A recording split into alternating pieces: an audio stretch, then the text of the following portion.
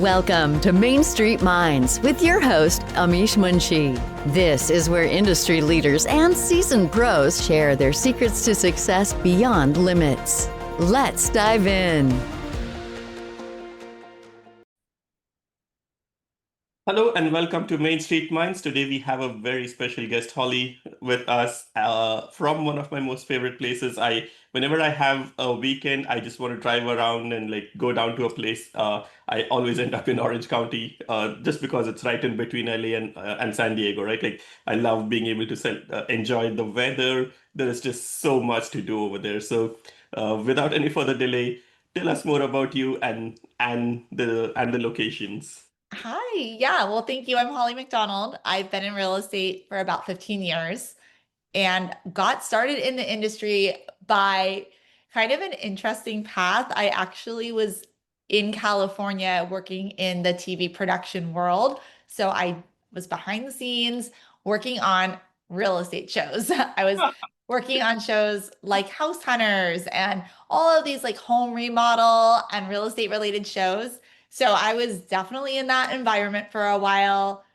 This was pre the Great Recession. So the real estate market was quite crazy and everybody was just putting money into their houses and redoing them. And it was a fun time. But being in that environment, I realized how much I have always loved real estate and always been kind of fascinated by it. I mean, there's always that, what's it like to go into that person's house sort of mentality. But also more than that, it was a combination of hearing the stories about people's dreams buying a house or how they wanted to remodel their house. And then like all of those connection points that really brought it full circle. And I realized that I wanted to help people, find their homes and make their dreams come true, and do it in the form of doing real estate. So got into it around 2009 and haven't looked back. Yeah, perfect. It's not easy to make that transition, right? Even though you were in the same industry, just taking that decision and making the shift is not, it's never easy. So tell us more about that. What what exactly motivated you to completely switch full time and say this is it, this is what I'm passionate about. Oh yeah, I mean, it was very scary. I felt like I was having like a quarter life crisis because it was like, wow, I went to school and did all of these things in the pursuit of working in TV production.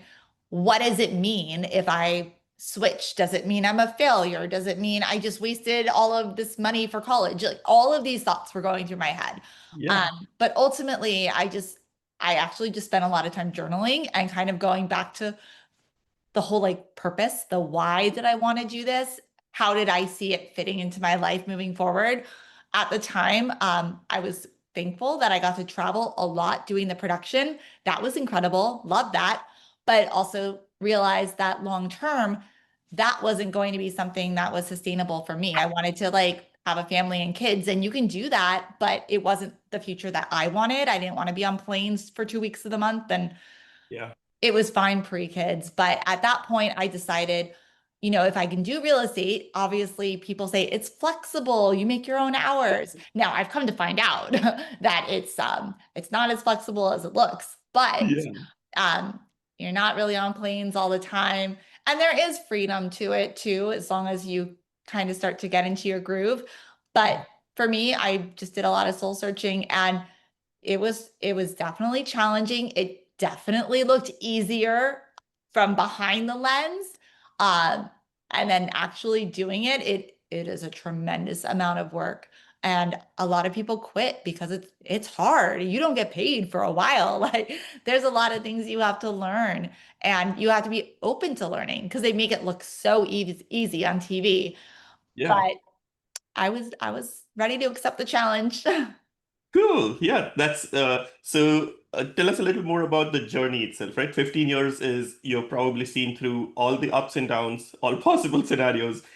Do you see some patterns? What are you observing right now? Yeah, so I mean, this is actually a really interesting time for me. When I got into the industry, 2009, we were in a really bad market. a lot of the sales that I did at the beginning took 6 months, 9 months to Wow. complete, 2 years even, for short sales. Wow. Took a long time. Yeah. But learned a lot during that time too about how to make homes stand out, how to Mhm. have patience, how to comfort your clients, how to motivate them, and how to ultimately make them feel safe and heard. A lot of people were really scared. Yeah. And I mean, that was definitely the worst period that I've experienced as far as real estate goes. But starting there gave me a really good vantage point. Moving Yeah. forward, it's pretty much just been an upward trajectory. But, we are in a market now where it's not as flaming hot as it was a few years ago. Yeah. So it's interesting to reflect back on, like, this might not seem so great, but it's not that bad. We've certainly had worse. Yeah, yeah. And I think if this time the rates improve a little bit, there is still a lot of demand and not enough housing, especially most of California, right? Rest of the country, certain areas does have a lot more housing, but majority of California still needs housing desperately. Yeah, well, in the market I'm in a city in Orange County.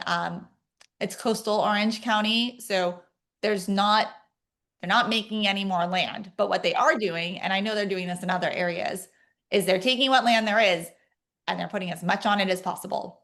Yeah, yeah, So they're trying to maximize it, but it's also making things quite unaffordable. I mean, this is an area where there are certainly people with means, but it is expensive to live here.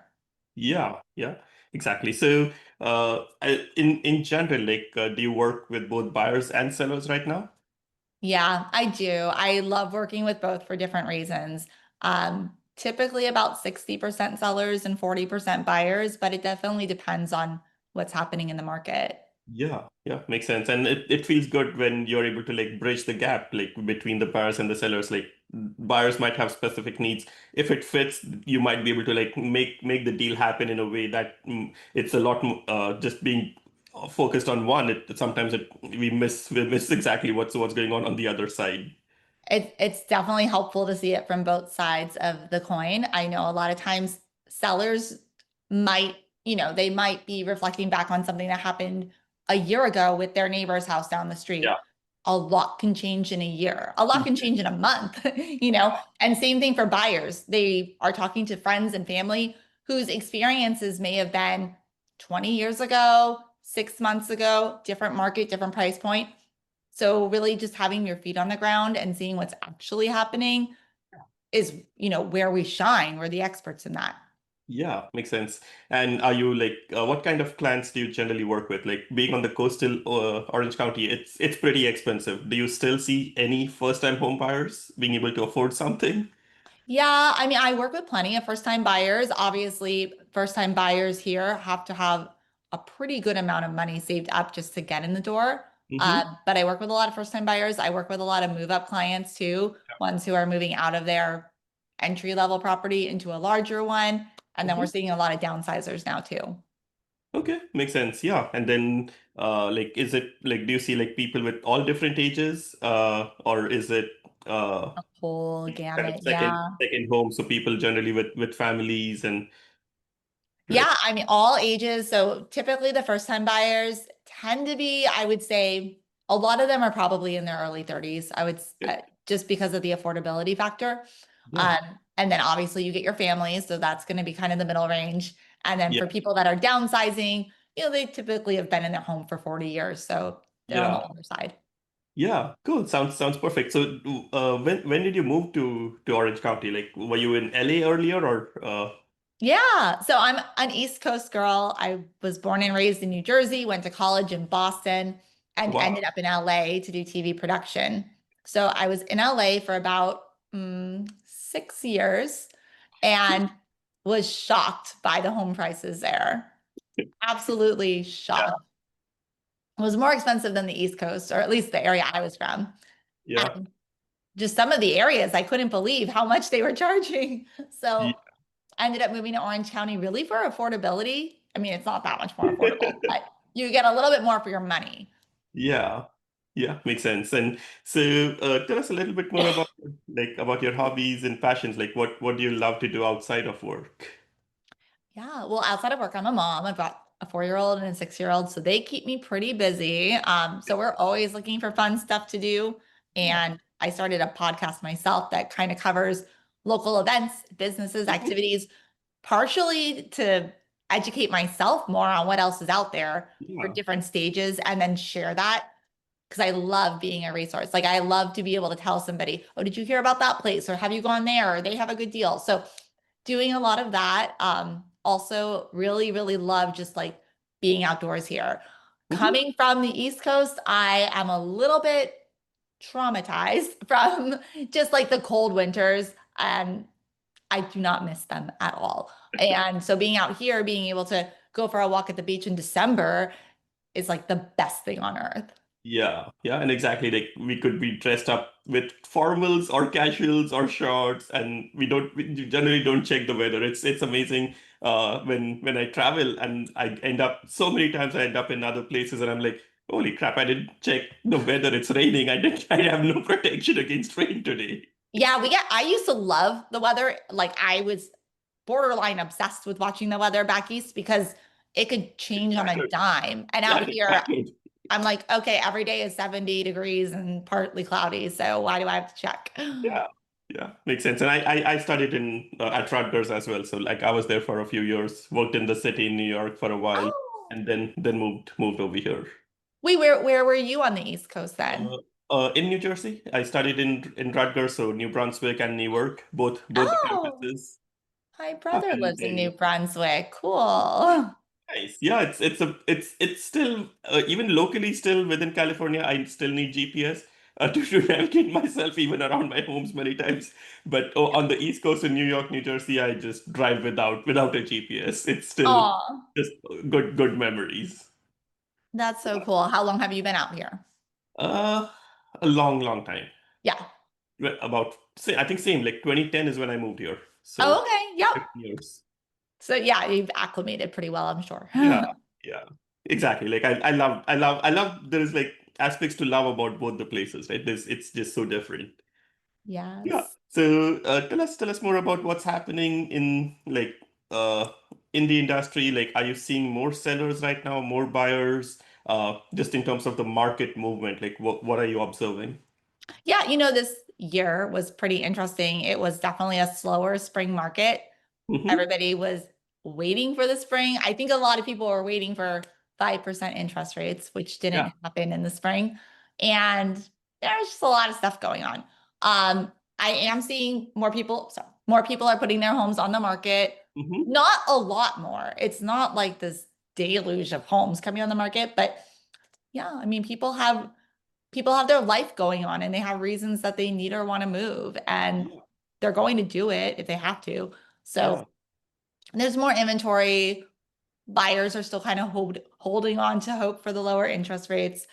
But honestly, like I said, reflecting back to the 2009, 2010 era, homes are still going up in price generally, and they're also selling quickly. Like Yeah. maybe they sit on the market for 30 to 60 days, but that's a lot better than 6 months to like 2 years. Oh yeah, yeah. Yeah. I cannot imagine. Many times I've seen like homes sitting in around for like 90 days, and I'm like, do something with it, rent it, do something. Like, yeah. So yeah, but I think things are hopefully going to get better. Like rates are headed in the right direction. I think a 5% rate is a pretty fair market. It makes everything even and not go crazy like 2020, 2021. Yeah. Uh, yeah. Of I mean, honestly, even though so many people want to be able to preserve that low interest rate, me included, the fact is it's really challenging to be a buyer when the rates are that low. Had a lot of really upset buyers in 2020 and 2021 who couldn't get their offers to be looked at. Yeah, like FHA was like a big no-no. Like just let's not even deal with this. Yeah. Yeah. So, I mean, it is good to have some form of balance and more opportunities for everybody. Yeah. Yeah, exactly. So as we come closer towards the kind of the tail end of this episode, like other things you would love to share with the audience, and anything else that you would like to share?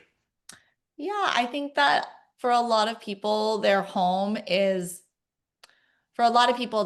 more than just an investment. It really is about where they're going to be making memories and having their life. And I think it's really important for people to take into consideration that you're probably going to be there for a while. If you're not a flipper, you're going to be living there for a while. You want to Yeah. make sure you do your research. So when you're looking to buy a home, you need to get out there and look at the different neighborhoods. You have to actually think about how it's going to work for your life and get approved, because if you're not approved, you don't even know what you can actually afford.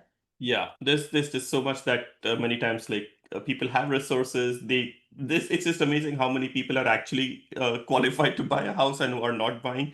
People are still thinking they need 20% down with 620, 700 credit scores. There are options. So if you want to buy a house and if it's the right time for you to buy a house, there are enough options available. Yeah, I think a lot of people are scared. They look at what the payment's going to be, and it kind of causes them to choke themselves, like stay back.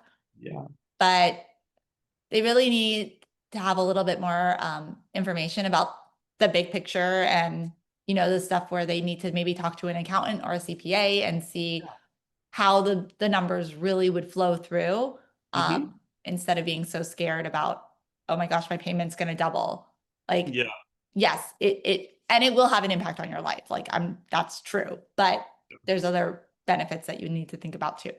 Yeah, like it's like if you're renting, we might be moving every 2 or 3 years. Like that cost doesn't exist anymore, and that's a big cost sometimes.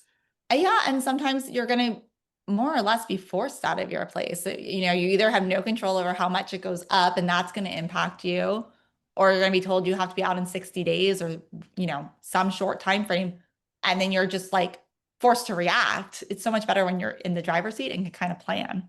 Yeah, yeah, exactly. So yeah, and in addition to that, like, do you work with a team right now, or you're pretty much independent? Yeah, I have a small team that I work with.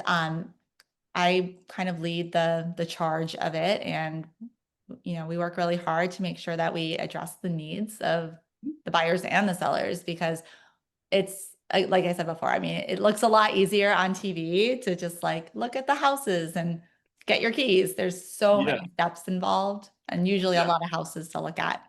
yeah. Like I think if I see like 5 houses in a day, I start. If I see more than five, I definitely start mixing things up. Hey, this had 4 bedrooms, this had three. Oh yeah. Yeah. Yeah, no, for sure. And also, I will say one other benefit to house shopping now is that because we're not as limited in time frame. I mean, during COVID, you had like 5 minutes to see a property, Oh, and that yeah. was it. I mean, I bought a house in 2020, and I can honestly tell you, I didn't have a chance to look in the closets. I didn't know if we had shelves, or, Yeah. I had no idea until we got the keys. And I just think that's so crazy, Yeah. but that's how it was. Yeah, yeah, exactly. And I bought this, like, it wasn't my first house, it was my like upgrading to a second house in 2019, and it was the same. Uh Yeah. yeah, and things were flying off the shelves. The only thing was the realtor told, like, I was not in the real estate business that time. So I had a realtor, and she told me like, anything above 2 million, you can at least have a breather and decide what you want to buy. Anything less than 2 million, just hope that you end up getting the offer accepted. It's just like put a blindfold on and throw and hope Yeah, something it sticks. was it Yeah. was practically like that. So hey, anything less than 2 million, just try. Once it sticks, then decide if you want to buy it. Yeah. And I mean, that's really stressful for a buyer. It's also stressful for a seller, because we see a lot. We see a lot of people, buyers have remorse, and I think that, again, the more you can know, like when you're either getting a good deal, or this is like the house you really need to put all of your eggs in that basket, then you're less likely to back out. I mean, obviously sometimes you have to, but Yeah, for the most part, you want to go into it excited, informed, feel like you're making the best decision, and just getting to the finish line. yeah, yeah, exactly. So sounds perfect. So I think anybody in the Orange County who is looking to buy a house or sell their house, definitely reach out to Holly. She's absolutely great with what she's doing right now, and will take very good care of you. So thanks Holly for being on the show and enlightening us with your journey. Yeah, thank you so much for having me, and thank you for doing this podcast too. It's so great. Yeah, thanks. That's a wrap on today's episode of Main Street Minds. Want to share your journey with our audience? Head over to mainstreetmindspodcast.com/guest to apply.